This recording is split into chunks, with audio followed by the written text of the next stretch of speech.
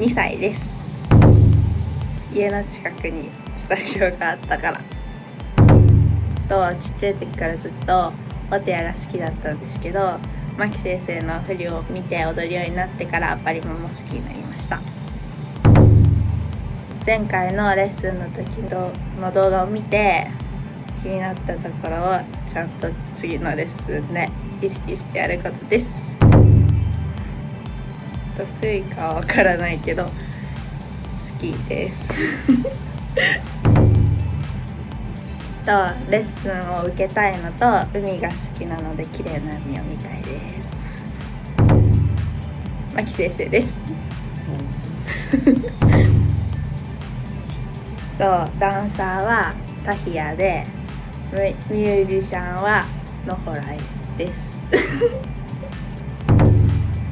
食べることです。肉